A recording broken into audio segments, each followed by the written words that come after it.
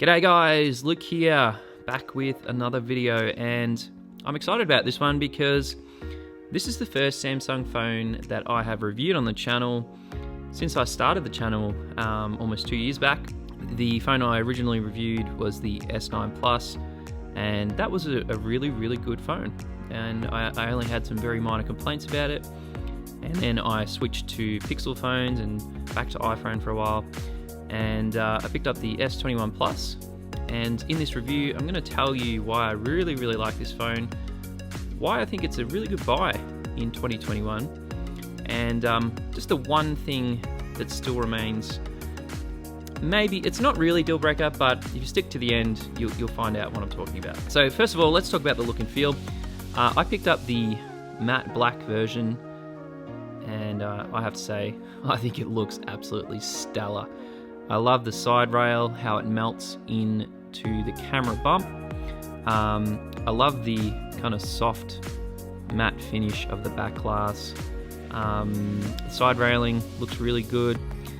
I just think it looks like a really good phone. I think the size of the screen is really good. I have zero complaints with the fit and finish of this phone. I'm super happy that they went with flat screen this time around. If you get the chance, go into your local phone retailer and have a look at this phone, because it looks amazing, and it really is. I think Samsung have absolutely knocked it out of the park with the look and all the colorways that they picked this year. I honestly don't think you would be unhappy with any of the colors, but for me personally, I just really think the subtle black on black looks amazing. Alright guys, so we've got to talk about this display. Man, this is such a great display. Like, the iPhone 12 has a great display, the Pixel 5 has a great display, but man, this display, even though it's 1080p, it is good. It actually feels like it's painted on. Like, the image quality and watching content on here is just so good. It just looks absolutely amazing. I've forgotten how good Samsung displays really are. The 120 Hertz, it's buttery smooth. Flicking through your news feed and flicking through your Instagram. Once you have a phone with 120 Hertz, you kind of feel like you're in, the next generation of smartphones. The Pixel 5 has got the 90 Hertz, but going to 120 Hertz, I don't know, it just feels that much better. I don't think I could possibly ever go back to using 60 Hertz again after using 120 Hertz. For a little while there, I thought, maybe it's just a bit of a gimmick, and once you have it, it is really awesome. You would be hard pressed to tell that this is 1080p. To be fair, when I had the S9, which had the Quad HD and everything else, I only ever used 1080p anyway. It's better on battery life. Unless you're like really pixel peeping, no one would even know that you're using 1080p. So if that's maybe something you're on the fence about, don't worry about it. It's not a big deal. 1080p looks really good on this phone. All right, let's talk about battery life. So this is definitely the best battery life I've had in a smartphone in the recent years. Pixel 5, very good battery life. I can get sort of 7 hours screen on time. This one-ups the Pixel 5. And I say that because a lot of people are like, no way, the Pixel 5's better, it's got more screen on time. Just in the way I use this phone.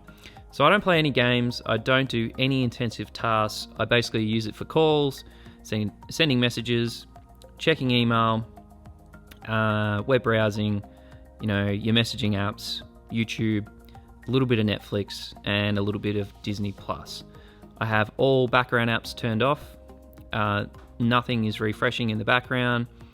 My phone, because I'm working at my desk most of the day, sits in Do Not Disturb, so I'm not getting hundreds of interruptions every day, and I'm not getting hundreds of pop-ups and notifications. The phone is only really ever being used when I actually have it in my hand.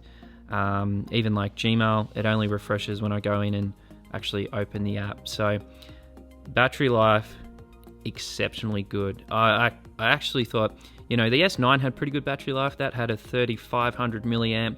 This has a 4800 milliamp, and some people have been saying they're getting 2 days. I actually think you can get 2 days if you do sort of light to medium use.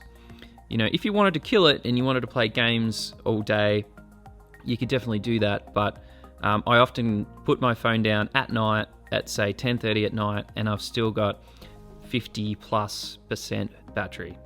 I think last night I went to bed and I had 57%. Woke up, I think I had 55, and I threw it on the charger at midday just for this video, and even then I think I still had like 35%. In terms of screen on hours, it's really hard to say. I reckon if I really tried, I reckon I could probably get about 9 hours screen on time. This is the Exynos variant. I'm from Australia. We get the Exynos 2100 variant. We don't get the Snapdragon version. The good news is this time around the S21 Snapdragon and Exynos are very, very close. It's neck and neck in terms of like benchmarks and battery life and all that type of thing. So don't worry about picking up the Exynos this year. It is really, really good, very strong performer. Moving through everything inside the UI is super, super snappy. Yes, they did drop a couple of gigs of RAM. I don't know why they did that. It was a bit weird. Maybe just to save a bit of money and make the price point a bit cheaper. I have no issues with that. To be honest, here in Australia, it wasn't really that much cheaper than the S20 anyway. When this was released, it was still about $1,500 or $1,600, and you're kind of missing the SD card and whatever else. All right, so let's talk a little bit about the actual size of the device. Look, it is fairly big when you compare it to something like the Pixel 5, but actually really quite like the size of this phone because it's very well balanced. So having a big phone, the problem is, in my opinion, is it often feels like it's going to fall out of your hand if you haven't got a decent grip on it. I haven't once felt like that. It feels perfectly balanced.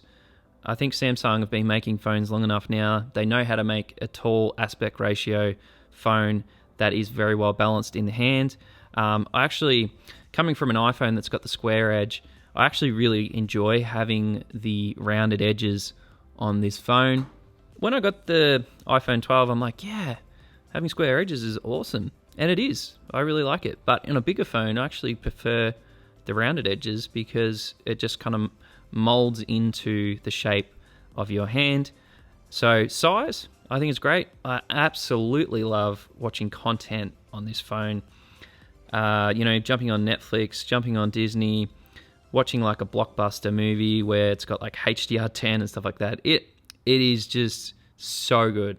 Like if you watch a lot of content on your phone, movies, series, that type of thing, even like documentaries, the screen and the content just pops. It looks so good. That's basically every time I think I'm like gonna watch a movie, think of like a Marvel movie. I've been watching Winter Soldier. Really good on this phone. It's just so, content is just next level. It's perfect. All right, guys, let's talk a little bit about speakers. Speakers on this, as you would expect, are very, very good. They're bright, they're clear. Even at high volumes, there's no muffle. Here's what I really like.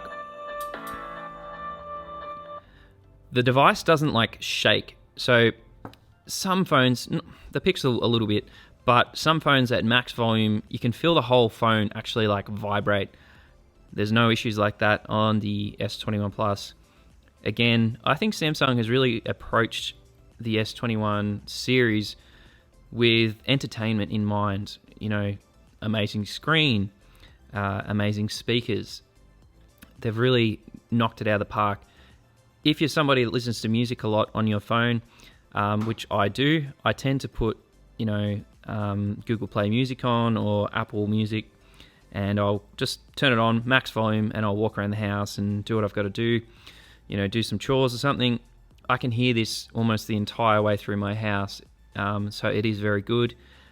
Is it better than, say, some other brand new devices like the Pixel 5 and iPhone 12? Yeah, I think it is. I think it's probably better than the iPhone 12 and better than the Pixel 5. I haven't compared it to any other devices, but yeah, in terms of detail, clarity, bass, it's perfect. There's no issues whatsoever. All right, let's talk a little bit about connectivity. So as you would expect, Samsung packs all the latest connectivity into here. I've had no issues with Wi-Fi reception, no issues with call reception. 5G speeds, wow, 5G speeds on this was sick. Unfortunately, I don't have 5G in my local area, but about a month ago, I went to a larger city and tested out the 5G on this, and it had 540 meg download speed, and that's basically the fastest I've seen. Is it comparable or better than, say, like the iPhone 12, which has a very good modem in it? I think they're pretty much on par. Again, I don't have 5G in my local area, so I can't really compare the two side by side. But if you have 5G in your area, I haven't heard any complaints about the S21 series having poor receptions or download speeds. And as you would expect, Samsung knows what they're doing. All right, let's talk a little bit about One UI. So this is One UI 3.0, which is the newest one. I love it. I think it's really, really good. I think there's a lot of like subtle changes. It's fast, it's fluid. Look, Samsung in the past, one of the biggest issues is they'd always try and pack way too much stuff in. There'd be bloatware, there'd be programs you're never going to use. There's like double up apps. I think they've kind of just got to the stage now where it's at a good level. They still give you all the Google apps. They still give you some good quality Samsung apps, but the rest is up to you. If you want to use Google Messages, if you want to use Google Phone, they're far more relaxed about it. They're not trying to force you to use one thing or another. Probably one thing is Samsung does have some ads inside some apps. If you're worried about that, just opt out. You won't get any ads coming up anymore. Or if you're really worried and you don't ever want to see ads, just don't sign into your Samsung account, because then you won't get bombarded with any ads at all. There's a lot of really cool features baked into One UI 3.0. Dex is really cool. The other day, I plugged my USB Type-C cable into my brand new monitor, which I use for my MacBook Pro. Dex automatically kicked up, and I opened it up, jumped in, started having a bit of a play around with it. In a couple of years' time, I can actually see Dex becoming a full replacement for owning a computer. We're going to get to the stage where it's like, if we walk up to a hot desk, we're just going to plug a phone in, and I reckon Apple and everybody else will follow suit with this. We'll have a full desktop built into our phone. That's just where it's going to go to. Dex is very, very good. In a lot of regards, I could just use Dex all day, because my job basically requires me to use all the Google Suite, Google Docs, Google Sheets, and they run perfectly in Samsung Dex. So it's exciting. I feel like we're going to have a future where it's one device that we carry around, whether that's a Samsung Galaxy Fold or a Galaxy Note or an S25 series. We'll have devices that we no longer need a desktop computer, and I think that's really exciting. Everything else is as you would expect. It's running Android 11. It's buttery smooth. I have experienced no stutters, no lag, no closing apps. Everything loads instantly. There's nothing to complain about. If you like using Android 10 or 11, you can have an absolute blast using One UI. Look, I'm not 100% sold on some of the visuals. I prefer stock Android, but yeah, I really like it. I think Samsung has come a long way. They've got a lot of customization. You can use the themes store. You can make the device your own, which is a far cry from what you get with an iPhone. But yeah, there's a lot more flexibility that is now built in with what Samsung offers. So I think I still prefer stock Android, but I've got absolutely no complaints using this. And yeah, I really enjoy it. It's great. All right, guys. So as you can tell, I'm a really big fan of the S21 Plus. I think it does almost everything right. Build quality amazing, screen amazing, speakers amazing, battery life amazing, apps and connectivity amazing. One UI, really good. But you notice I haven't spoken about the camera, and there's a reason for that. I really think Samsung has exceptional camera hardware. Like, they're always pushing the envelope in terms of giving you a better mobile photography experience. You know, I read an article the other day where they've created a 50 megapixel crazy small sensor that, you know, we're definitely going to see moving forward in their smartphones. And that's something that other companies just don't have the power to do. You know, if you look at the Pixel, even though I love the camera on the Pixel, the sensor hasn't really changed in like 5 years. Samsung is always trying to give you the very best in their S line series. I haven't tried the S21 Ultra, but as you guys know, it's got like a 5 camera setup. This one has the 3 camera setup. It's got a 12 megapixel, 64 megapixel, and the ultra wide. Look, they're really, really good cameras, and the S21 is extremely versatile. There are so many camera modes, you know, portrait, photo, you can swap between all the different zoom levels. You've got 8K video recording, you've got 4K 60, you've got pro video, you've got night mode. You can do so much on these cameras. It is insane. You know, if you jump into more, they've got things like panorama, food, portrait video, slow motion, hyperlapse, director's view. It's crazy. Like, if you're a photographer and you want like a mobile photography powerhouse, the S series is so good now, and the level of detail that comes out of the camera sensors blows my mind.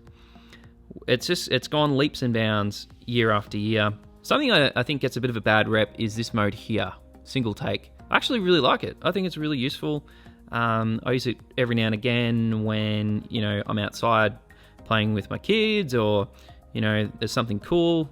I hit that, I get like a video, get a couple of different shots from all the different cameras. It's really fun. I really enjoy using the single take mode. There's one very minor gripe that I have with the cameras, and it's nothing to do with the quality of the cameras. It's just a minor issue that has kind of carried forward since about the S8 series. It was in the S8 and the S9, probably in the other ones. I never tried the S10 or S20. And unfortunately, all it comes down to is when I'm inside in slightly lower light situations and I open the camera and I just want to take a quick photo of my kids running around the house or doing something funny, every now and again the S21 will just completely mess up the shot. So it won't get the focus right, it'll be a big blurry mess, and because it's a moving subject inside in slightly lower light, it just kind of fails to capture a good quality shot. Now, I'll be fair, the Pixel would probably have issues with that. The iPhone would also have issues with that. But I would say 7 out of 10 times, both of these phones will get a decent shot.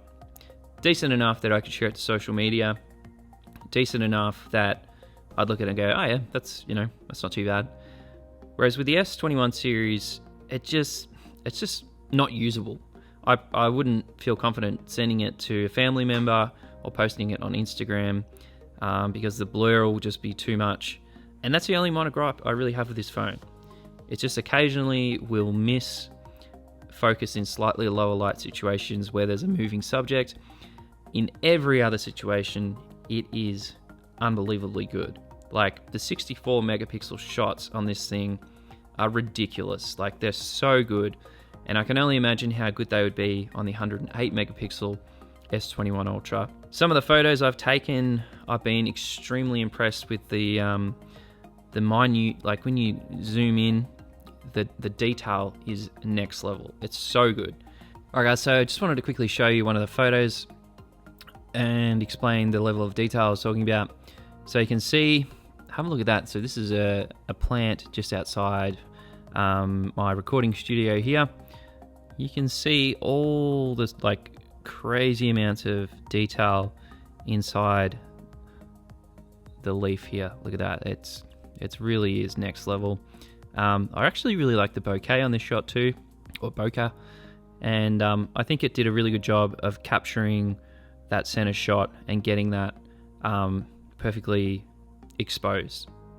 I have zero complaints. I think outside in good lighting, S21 is awesome. I think maybe the S21 Ultra, because it's got laser focus, it probably would do a better job in those slightly lower light situations inside. Yeah, if you have kids, just be aware that occasionally it's probably not going to take as good a shot as something like the Pixel 5. But in every other respect, I think the S21 has an incredible camera system, and I just wanted to let you guys know what my experience has been so that you can make an educated purchase.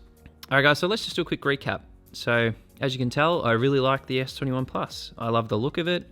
The hardware is excellent. The screen is next level. I picked up the S21 Plus over the normal S21 and S21 Ultra because I liked the size of this one. The normal S21 was a bit small for me, and the S21 Ultra was too big. I'm really glad I picked up the S21 Plus because the 4800 milliamp battery is incredibly good. Watching content on this, watching movies is awesome. If I had a rubber stamp of approval, I would absolutely give it to this phone, and it is well worth your money.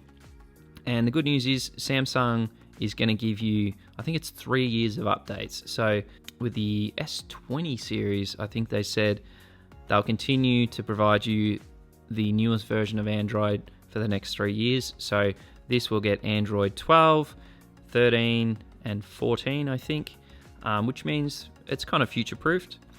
So there we go, guys. I'd be really keen to see if anyone's got the S21 Ultra, if they have a similar issue in lower light situations inside with the camera kind of occasionally blurring the photo. But yeah, I really love this phone, and I think it'll eventually be my daily driver once I've finished reviewing Android 12, which will be the next video on this channel. And that's it, guys. I'll see you in the next one. Cheers.